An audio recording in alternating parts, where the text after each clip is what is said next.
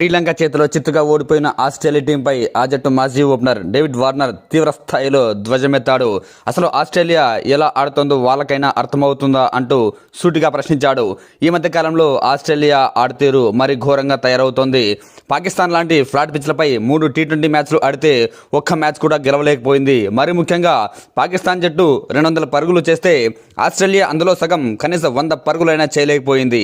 ఒక బ్యాట్స్మెన్కు పాకిస్తాన్ లాంటి ఫ్లాట్ పిచ్ల కంటే ఇంకా మెరుగ్గా బ్యాటింగ్ పిచ్లు ఎక్కడా లభించవు. అలాంటి పిచ్పై కూడా ఆస్ట్రేలియా బ్యాట్స్మెన్లు దారుణంగా ఫెయిల్ అవుతున్నారు. అసలు ఆస్ట్రేలియా క్రికెట్ ఎటు వెళ్తోందంటూ సూటిగా ప్రశ్నించాడు. అసలు టీంలోకి ఎవరిని సెలెక్ట్ చేసుకుంటున్నారు, ఎవరిని తీసేస్తున్నారు అంటూ కూడా వ్యాఖ్యానించాడు. వరల్డ్ కప్లోనూ అంతే, చాలా దారుణంగా ఆడుతోంది, ఓడిపోతోంది.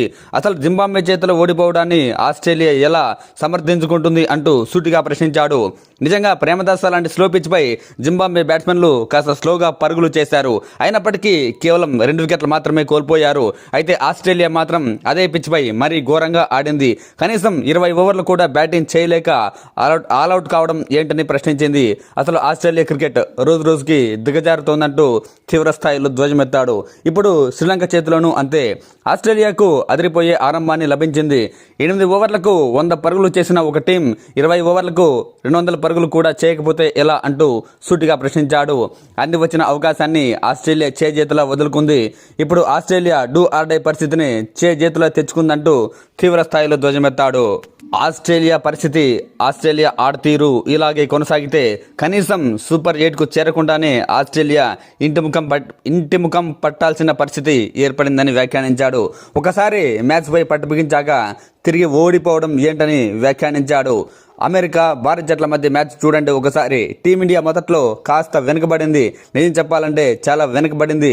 10 ఓవర్లకు 70 పరుగులు కూడా చేయలేదు. అలాంటి స్థితిలో కూడా భారీ స్కోర్ చేసింది. బ్యాట్స్మెన్లు అలాంటి ఆడతీరును కనబరచాలి. ముంబై పిచ్పై సూర్య సూపర్గా బ్యాటింగ్ చేశాడు. బ్యాట్స్మెన్లందరూ ఇబ్బంది పడిన పిచ్పై కూడా అతను ఎంతో ఓపికగా బ్యాటింగ్ చేశాడు. కానీ నిన్న ఆస్ట్రేలియా బ్యాట్స్మెన్ల నుంచి అలాంటి ఆడతీరు ఎక్కడా కనిపించలేదని వ్యాఖ్యానించాడు. ఓపెనర్లు మాత్రమే బాగా ఆడితే సరిపోదు, టీం మొత్తం అద్భుతంగా ఆడితేనే మ్యాచ్లు గెలవగలదు, ప్రపంచ కప్ను సాధించగలదు. కానీ ఇప్పుడున్న ఆస్ట్రేలియాను చూస్తుంటే అలాంటి వాతావరణం ఎక్కడ కనిపించడం లేదని వ్యాఖ్యానించాడు. నిన్న శ్రీలంకతో జరిగిన మ్యాచ్లో పిచ్ చాలా ఫ్లాట్గా ఉంది. ఈజీగా 200 రన్స్ కొట్టచ్చు. మొదట్లో ఆస్ట్రేలియా కూడా అలాగే ఆడింది. కానీ ఆ తర్వాత ఏమైందో తెలీదు. వరుసగా వికెట్లు కోల్పోయింది. చేతుల ఓటమిని మూటగట్టుకుంది. ఇక ఆస్ట్రేలియా బౌలింగ్ గురించి అయితే ఎంత తక్కువ మాట్లాడుకుంటే అంత మంచిది. ఈ మధ్య కాలంలో కన్సిస్టెన్సీ పూర్తిగా లోపించింది.